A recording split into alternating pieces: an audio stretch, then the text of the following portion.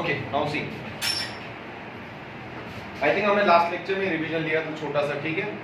Okay, second thing is that I think periscope हो गया था, ऑप्टिकल फाइबर भी हो गया था, बाइनोकुलर्स के दो टाइप्स भी हो गए थे। एक ट्रेडिशनल बाइनोकुलर था शायद मेरे हिसाब से, और एक था प्रिज्म बाइनोकुलर को मैक्सिमम प्रायोरिटी दी जाती है as compare to the traditional binocular. Understand? अभी सर एंटर कर रहे हैं एक्सप्रेशंस में, क्योंकि इस चैप्टर में बहुत बड़े बड़े एक्सप्रेशंस है, ठीक है ना। तो एक एक्सप्रेशन है जो मे बी अप्रोक्सीमेटली अपने 40 मिनट्स तो ले ही लेगा। पहला एक्सप्रेशन है, इसलिए थोड़ा चीजों को देखिए। अगर आप डायग्राम ड्रॉ कर पाए तो भी आप एक्सप्रेशन को टच कर पाओगे। अगर आपने डायग्राम ड्रॉ नहीं की तो एक्सप्रेशन रट्टा मारना इम्पॉसिबल टास्क है। आपके लिए पॉसिबल होगा, पर आप एक एक्सप्रेशन रट्टा मारोगे, 2 मारोगे, 10 तो नहीं मार सकते ना। तो कहने का इंटेंशन क्या है, डायग्राम के ऊपर मेन फोकस है। अगर डायग्राम गलत होगी तो एक्सप्रेशन को सॉल्व करना पॉसिबल नहीं। तो आपको सबसे बड़ा ध्यान देना है, फोकस करना है कि सर डायग्राम कैसे ड्रॉ कर रहे हैं, फिर डायग्राम से ट्रायंगल्स कैसे बाहर निकल रहे हैं उसके ऊपर ऑब्जर्वेशन कीजिए। डायग्राम के अंदर सर डिस्टेंसेस कैसे शो कर रहे हैं उसके ऊपर ध्यान दीजिए। डायग्राम के अंदर डिस्टेंसेस राइट साइड को है, लेफ्ट साइड को है, ऊपर है या नीचे, इसके ऊपर भी बहुत ज्यादा ध्यान दीजिए। क्यों? क्योंकि रे ऑप्टिक्स के डायग्राम में साइन कन्वेक्शंस का फंडा यूज होता है। अगर डिस्टेंसेस राइट साइड में प्लस लेफ्ट माइनस ऊपर प्लस नीचे, गलती से भी प्लस माइनस गलत हो गया, एक्सप्रेशन खा गया पूरा। समझ में आ रहा है? हाँ, पर एग्जाम में, फाइनल एग्जाम में कौन सा एक्सप्रेशन पूछा जा सकता है वो मैं आपको एट द एंड जरूर बताऊंगा, तो पढ़ाऊंगा सारे, चलेगा।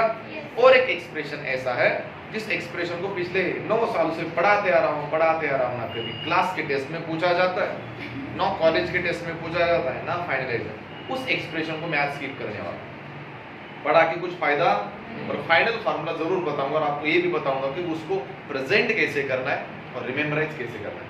स्टार्ट करें, गिव अ स्टार्ट। यहाँ से आगे ऑप्टिक्स का पार्ट 2 स्टार्ट होता है, तो मैं इंसिस्ट करूंगा नए पेज से स्टार्ट करोगे तो मुझे भी थोड़ा बेटर फील होगा। Let's start from the new page. Optics part 2।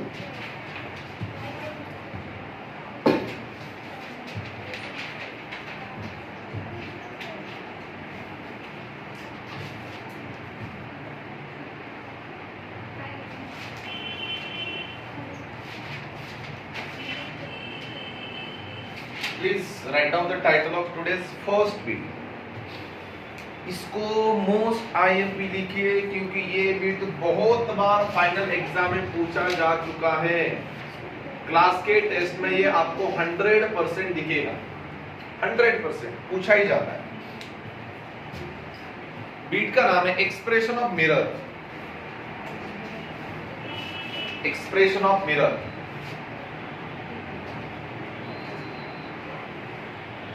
Expression of mirror, और में लिखिए mirror equation.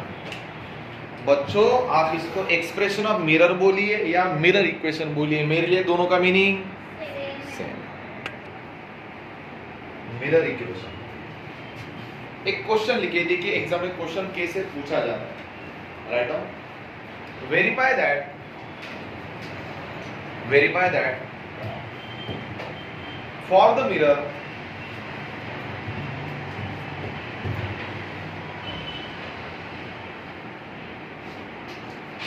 verify that for the mirror equation is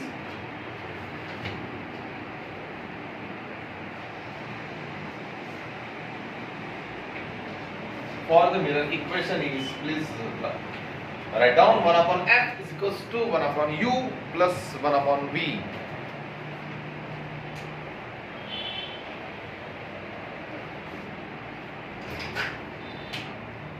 1 upon f is equals to 1 upon u plus 1 upon v। दिखा सबको?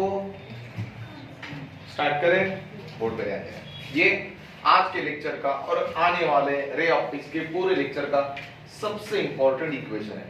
अगर आप इस साल का नीट का पेपर ओपन करके देखोगे तो एक छोटा सा न्यूमेरिकल आया था, इस इक्वेशन पे आया था, और ये सारे इक्वेशन जो आगे बनेंगे ये सबका बाप है। मतलब इसको पकड़ के सारे इक्वेशंस को बनाया जाता है, ये वाला और उसके आगे वाला, ये और उसके आगे वाला इक्वेशन अगर आप याद रखते हो तो ऑप्टिक्स का कोई भी एक छोटा सा न्यूमेरिकल आप इजीली अटेम्प्ट कर पाते हो। अंडरस्टैंड? फिर आप बोलोगे एग्जैक्टली है क्या सर? बच्चों f का मतलब फोकल लेंथ होता है, कल बताया था ना सर ने। u का मतलब ऑब्जेक्ट का डिस्टेंस, तो v का मतलब फंडा क्लियर है। अगर मेरे पास एक लेंस है, ऑब्जेक्ट ऊपर रखा जाता है तो इमेज नीचे दिखती है, नीचे रखा जाता है तो ऊपर। रिफ्लेक्शन में क्या होता है, अगर ऑब्जेक्ट ऊपर रखोगे तो इमेज कहां पे मिलती है, नीचे। सेम डायरेक्शन में ऑब्जेक्ट दिखता नहीं, इमेज भी दिखती। अंडरस्टैंड? आगे बढ़े थोड़ा, नेक्स्ट है। Consider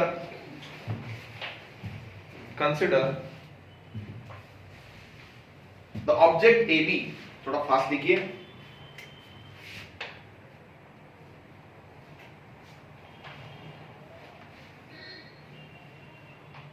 Consider the object AB is mounted on principal axis. कुछ क्लिक हुआ, सर ने क्या किया, ऑब्जेक्ट को कहां पे रखा है? हाँ, कभी भी ऑब्जेक्ट को ऊपर रखा जाता है, नीचे नहीं। नीचे भी रख सकते हो पर डायग्राम टेढ़ी बन जाएगी। तो object is mounted on principal axis. A भी लिखा है ना आपने वहां पे? नेक्स्ट है, due to reflection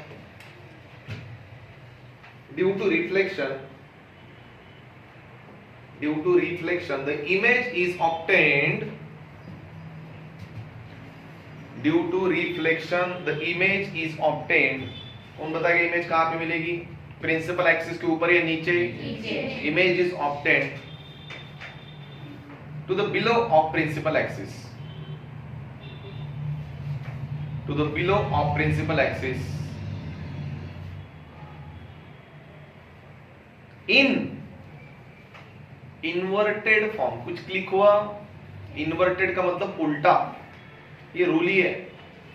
in inverted form, inverted को अंडरलाइन कीजिए बच्चों। ऑब्जेक्ट का नाम क्या था? AB। तो इमेज का नाम आप AB लिख नहीं सकते क्योंकि आपको आगे चल के दिक्कत आएगी। तो एक काम कीजिए, ब्रैकेट में लिखिए A' B', ठीक है?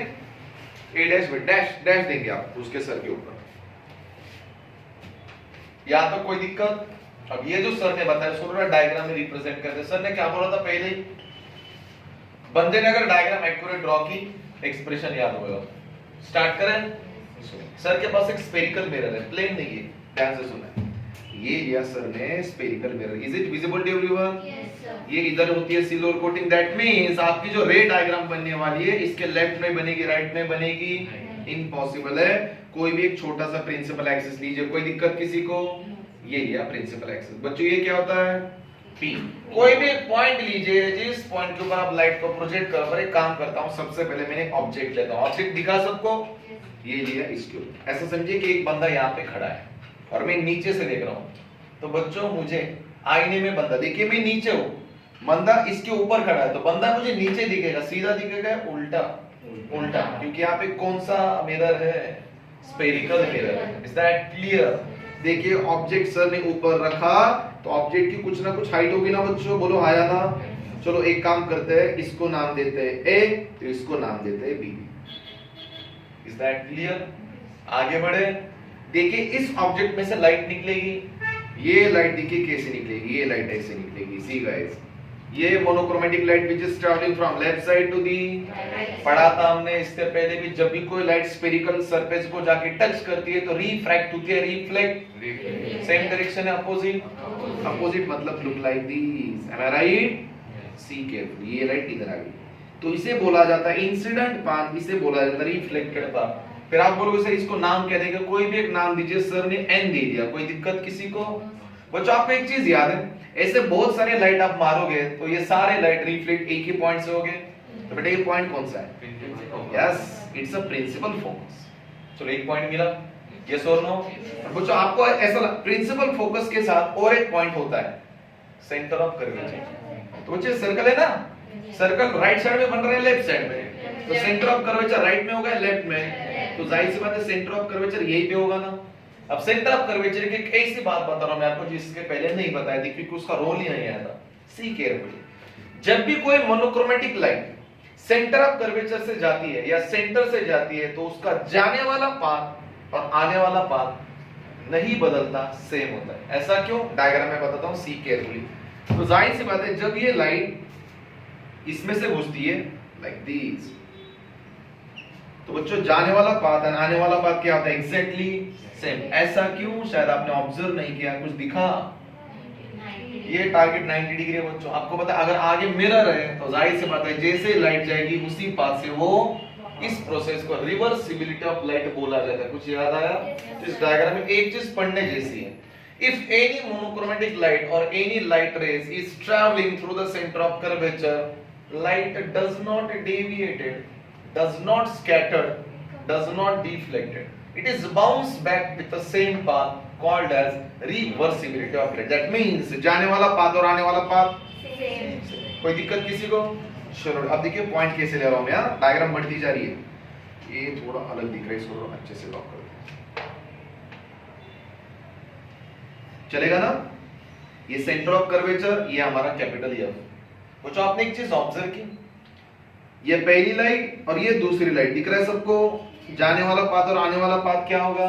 सेम। तो बच्चों ये सर को मिला एक नया पॉइंट। जब दो लाइट एक दूसरे को इंटरसेक्ट करती है तो वहां पे एक इमेज मिलती है। क्या मिलती है? इमेज। और आपको पता है ये इमेज को प्रिंसिपल एक्सिस के ऊपर खड़ा किया जाता है। कहने का इंटेंशन क्या था? जो बंदा ऊपर खड़ा था वो उसका रिफ्लेक्शन आपको नीचे मिल रहा है, सीधा या उल्टा? आप बोलोगे उल्टा कैसे? बच्चों ये ए है ना, है ना? तो इसको दीजिए ए डैश। ये क्या है? बी, तो इसको क्या लीजिए? ए डैश। कुछ क्लियर हुआ? डायग्राम ड्रॉ करते दिए थोड़ा छोटा मिला, इट्स ओके, कोई बात नहीं। आप बड़ा भी ड्रॉ कर सकते हो पर आपको इस स्लाइड को इधर से भेजना पड़ेगा। वो आप आपके बुक में कर सकते हो, आपकी मर्जी। कोई समझ रहा है कुछ? अब देखिए मैं डायमेंशंस कैसे नीचे ले रहा हूं, सी केयरफुली। डायमेंशंस को नीचे लेना मतलब डॉटेड लाइंस को नीचे लेना है ऐसे। We know that all the distances are measured from pole. इसको भी नीचे लीजिए ऐसे, इसको भी नीचे लीजिए ऐसे। स्टार्ट करें? यस और नो? सबसे पहले आता है ऑब्जेक्ट का डिस्टेंस। कुछ याद आया? पोल का ऑब्जेक्ट के साथ डिस्टेंस क्या होता है? u। ऑब्जेक्ट का अपोजिट डिस्टेंस होता है, ऑब्जेक्ट का डिस्टेंस है इमेज का। इमेज नहीं, नीचे नहीं ली सर ने, नीचे लेना पड़ेगा। फिर ये आगे इमेज नीचे दिख रही है सबको? छोटे छोटा डिस्टेंस है, मैं पहले ही क्लियर कर रहा हूं। दिख रहा है ना सबको? ये जो छोटा डिस्टेंस है इसे क्या बोला जाता है? v। Is that clear? बच्चों सेंटर ऑफ कर्वेचर इधर है ना, तो रेडियस ऑफ कर्वेचर भी तो होगी ना, बोलो आया ना? तो ये रेडियस ऑफ कर्वेचर आपकी मिलेगी कैपिटल आर। और एक डिस्टेंस बचा, कौन बताएगा? Yes, focal length. Focal length कहां पे मिलता है? Capital F. तो ये लास्ट जो डॉट लेंथ बची इसको नाम दिया सर ने small F. Is that clear? तो ये सारे डिस्टेंसेस आप प्लस लोगे या माइनस, कौन बताएगा? हाँ, मैंने क्या बोला था? If all the distances are towards left side of the pole, left side of the pole, it's all the distances are minus. मैं पहले ही क्लियर कर रहा हूं, सारे डिस्टेंस माइनस लेने हैं, आपको गलती से भी कोई प्लस देने की जरूरत नहीं। और एक चीज यहाँ पे मैं बताना चाहूंगा, सी केयरफुली। अगर कोई बंदा मेरे पास आके कान में पूछ रहा है कि सर फोकल लेंथ का पोल के साथ डिस्टेंस कितना है, तो स्मॉल एफ है। बंदा पूछ रहा है सेंटर ऑफ कर्वेचर का पोल के साथ डिस्टेंस कितना है, कैपिटल आर है।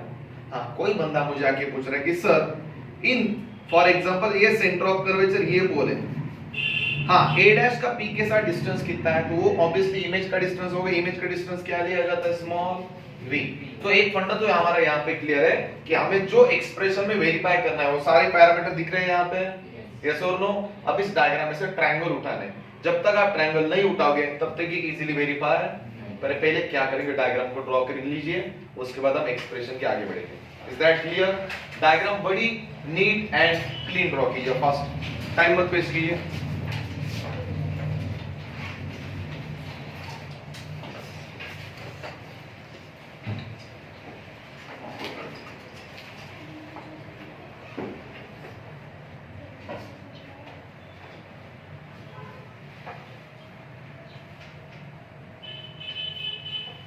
हेलो, वो एसी का रिमोट लेके आए, अटेंडेंस पे लेके जाए।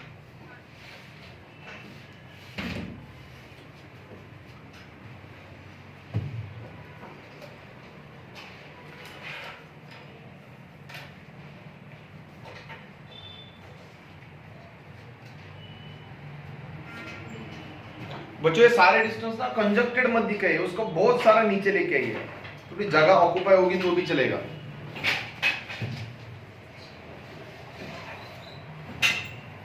जितने आप डायग्राम बड़ी ड्रॉ करोगे उतने आप एक्सप्रेशन को सिंप्लीफाई कर पाओगे।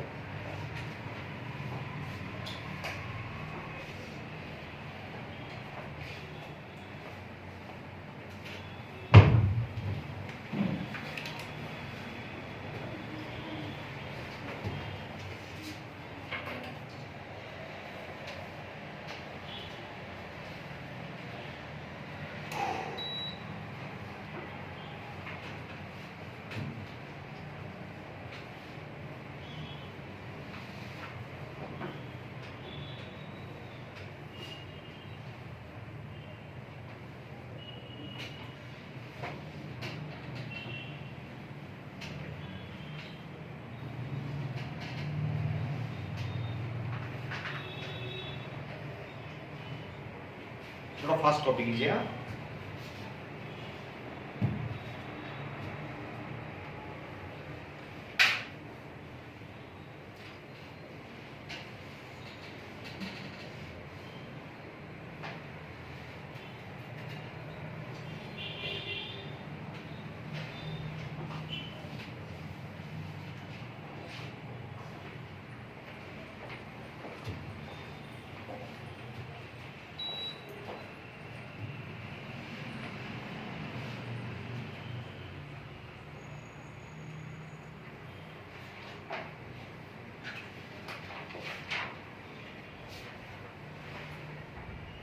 Anushka Ashwini present, Bhumika present, Durgesh Rishikesh, Janhvi Kapil, Kunal present, Lokesh,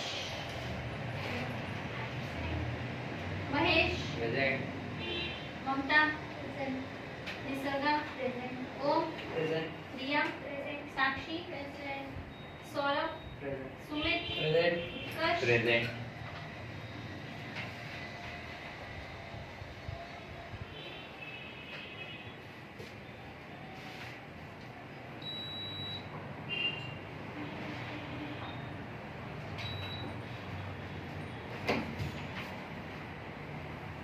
keep it fast.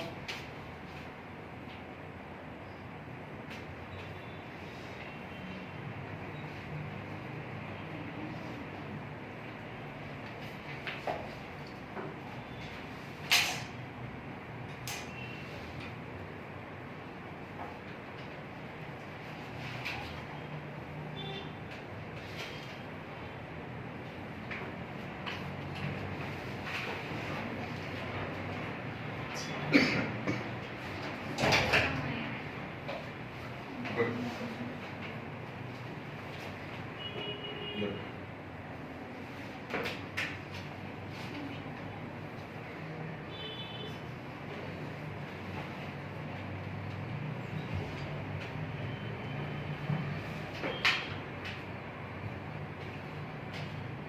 Please इसको एरो देना मत भूलिए। जैसे कैसे घर से सुबह बाहर निकलते हो मेकअप कैसे करके निकलते हैं वैसे डायग्राम दिखनी चाहिए।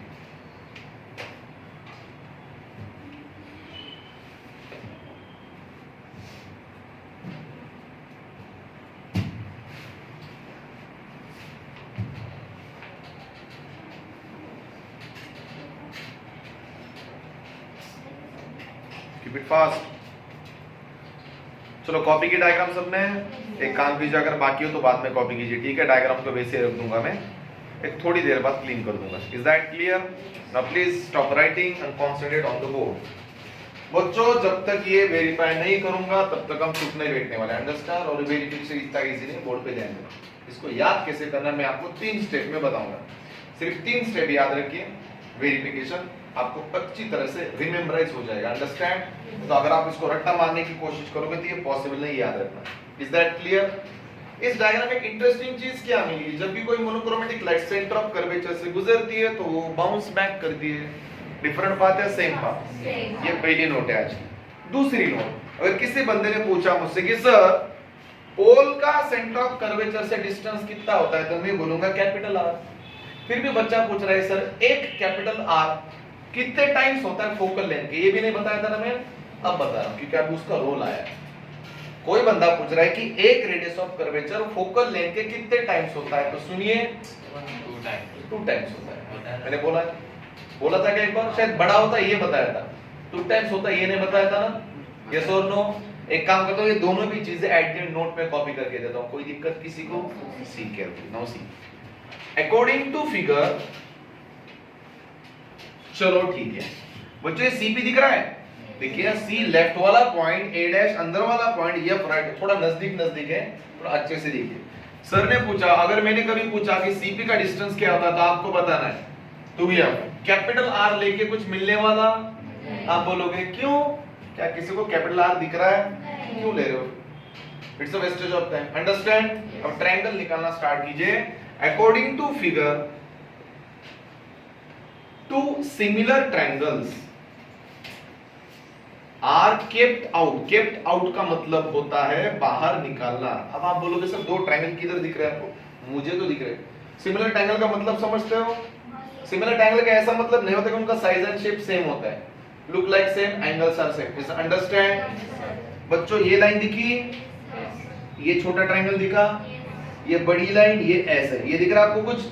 ऐसा नहीं, दो ट्रायंगल उठाए इधर प्रेस किए, चेक कीजिए, दो ट्रायंगल आपको कुछ ऐसे दिखेंगे। सी केयरफुली, ये बड़ी साइड, ये थोड़ी छोटी साइड, इसको ज्वाइन किया। अब ठीक है ना? चलो एक काम कीजिए, इसको नाम दे दिया बी, इसको नाम दे दिया ए, ये ए डैश, ये है बी डैश, दोनों का एंगल ऑब्वियसली सेम है, तो अंदर वाला क्या है? ये सी। बचपन से पढ़ते आ रहे हैं, अगर दो ट्रायंगल सेम है तो दो ट्रायंगल्स के साइड्स का रेशियो भी क्या होता है? Same. That means this side upon this side can be written as this side upon this side. मेरी बातों को समझ रहे हो? तो बताइए ये साइड क्या है?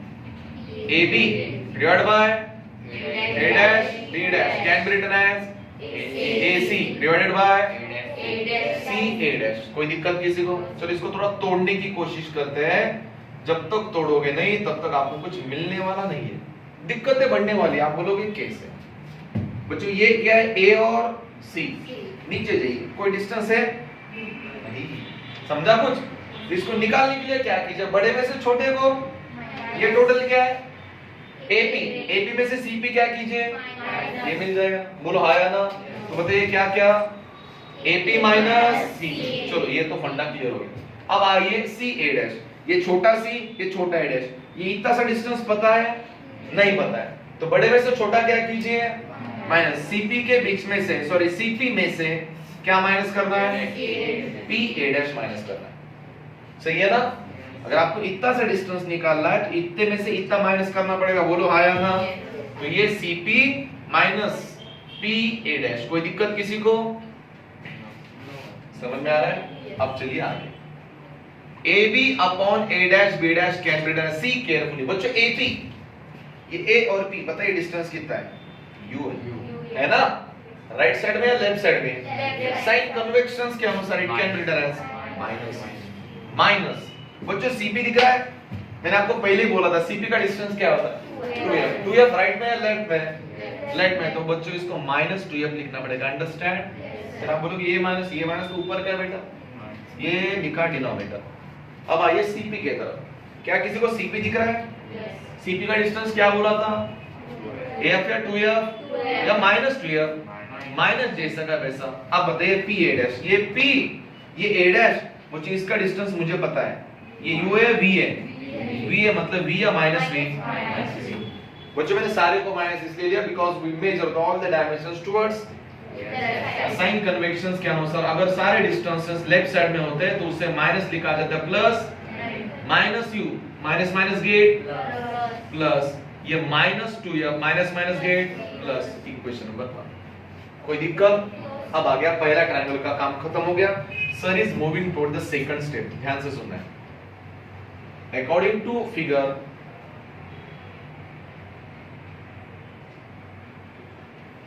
To triangles are kept out. अब यहाँ पे दिक्कत है आपके बढ़ेगी। सर आप बोलोगे ऑलरेडी दो ट्रायंगल हो चुके हैं, दो ट्रायंगल कहां से? बच्चों ये आर्क है ना? एक्चुअली क्या है, इस आर्क को एक लाइन में कन्वर्ट कर सकता हूं? कर सकता। ये आर्क NP है ना? जितना NP होगा उतना क्या होगा? AB होगा। Am I right? यहाँ पे मैं पहले लिख लेता हूँ।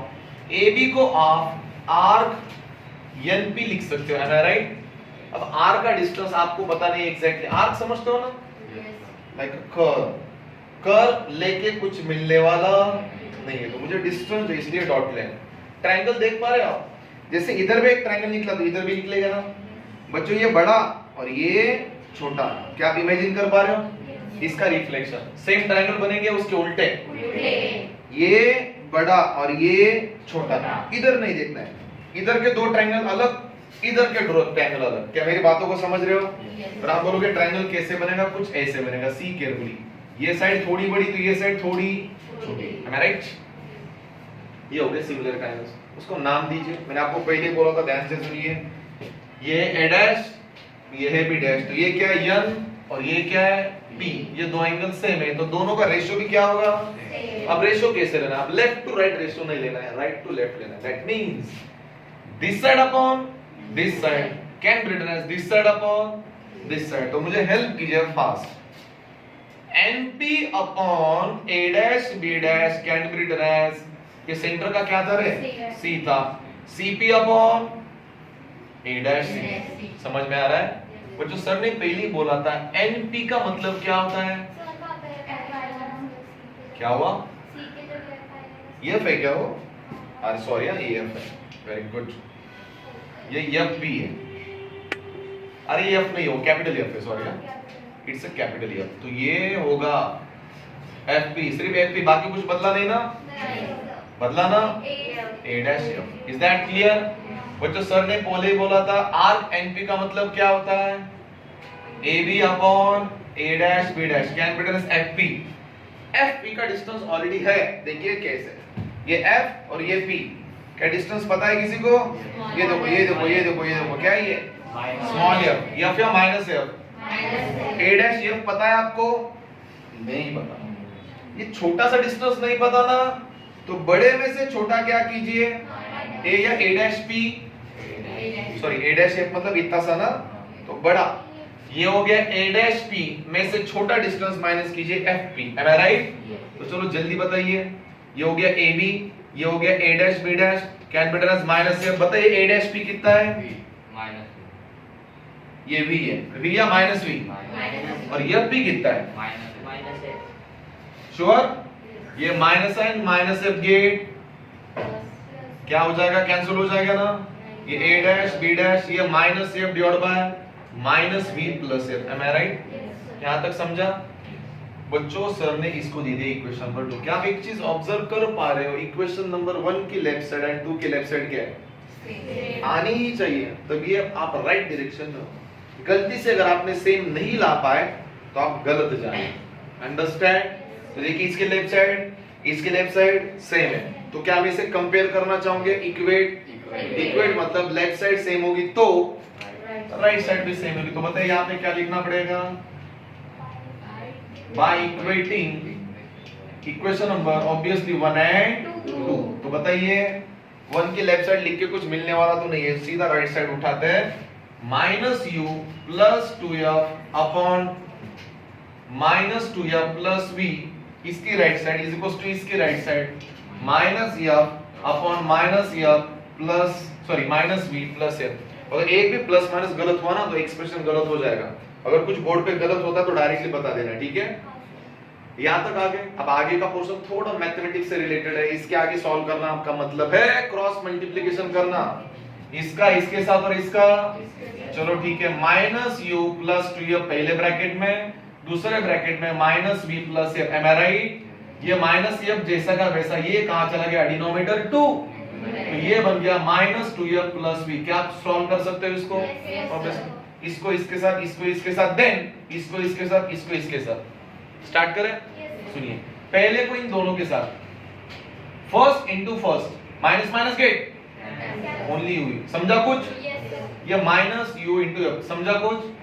पहले इन दोनों का साथ हो गया ना, अब दूसरे का plus 2f into minus v, तो ये प्लस का क्या हो जाएगा? माइनस 2f v, ये प्लस और ये भी प्लस, तो plus 2f into f, 2f का इज इक्वल्स टू इस साइड को ये माइनस और ये माइनस गेट प्लस 2f का स्क्वायर, ये माइनस अंदर जाके हो जाएगा minus f into v। Am I right? अब देखिए कुछ कैंसिल हो सकता है क्या?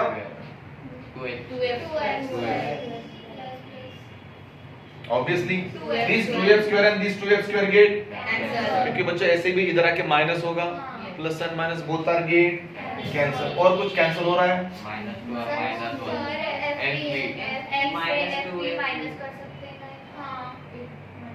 ये वाला ना करना ही पड़ेगा, ऑप्शन नहीं। ये काम करता हूँ, uv लेफ्ट साइड में रखिए, सिर्फ सारे पटक दीजिए राइट साइड को। ये uv, ये माइनस uf आगे चल के, ये आगे चल के, और ये आगे चल के या तो आगे ही है f into v। Am I right?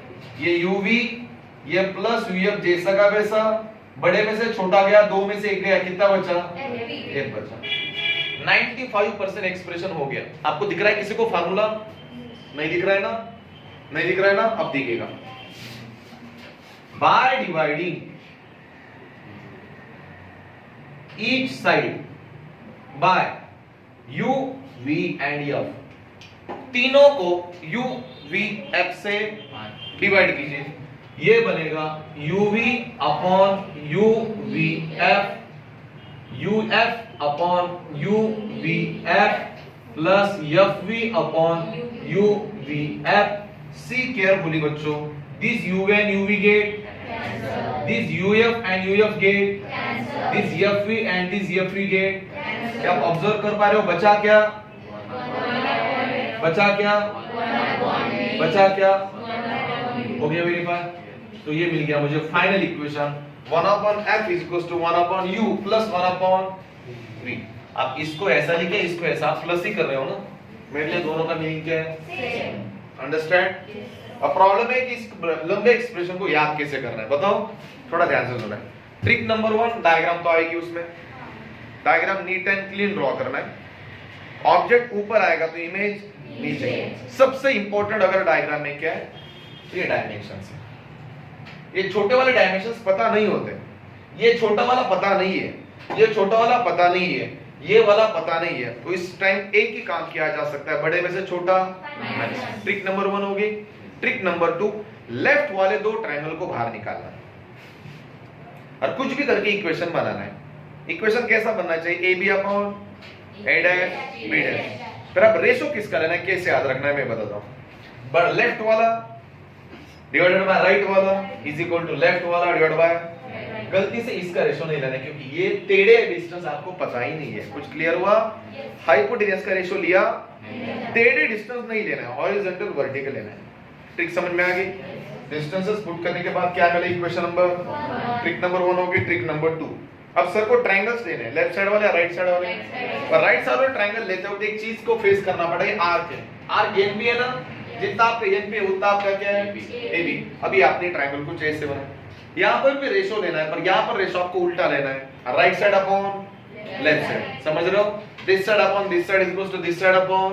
ऊपर एनपी आ गया, बच्चे हो गए कंफ्यूज. पर मैंने आपको पहले ही बोला था एनपी का मतलब क्या है. तो ये एबी अपॉन ए डैश. ऐसा लग रहा है ना दोनों की लेफ्ट साइड सेम है, तो राइट साइड आपको इजीली सॉल्व करना. इक्वेशन नंबर 2 मिला. और लास्ट में क्या करना है, दोनों को इक्वेट करना है. इक्वेट करके आराम से सॉल्व करना है. एट द एंड आप यहाँ पे आके पॉज हो जाओगे. तो यहाँ पे आने के बाद एक छोटा सा काम करना है, सारे साइड को तीनों भी टर्म से डिवाइड कीजिए. u से भी, v से भी, f से भी. जब टर्म्स कैंसिल हो गए तो आपका एट द एंड ये फार्मूला मिलेगा. समझ में आ गई trick? Trick number 1, diagram should be neat and clean with all the distances. छोटे डिस्टेंस हमें पता नहीं होते, पता हो ही नहीं सकते. हाँ, और एक ट्रिक क्या है, अगर कोई बंदा मुझे आके पूछ रहा है कि सर सेंटर ऑफ कर्वेचर का पोल के साथ डिस्टेंस कितना होता है, तो वो r होता है. पर मैंने r क्यों नहीं लिया, क्योंकि मुझे r से कुछ लेना देना. तो r को कैसे लिखोगे, f या 2 टाइम्स ऑफ f. एक चीज आपको याद रखना, we measure all the distances toward left side, क्योंकि रिफ्लेक्शन है. हां, रिफ्लेक्शन होता तो डायग्राम इधर आती थी. रिफ्लेक्शन में डायग्राम उधर जा रही है, that means we have to take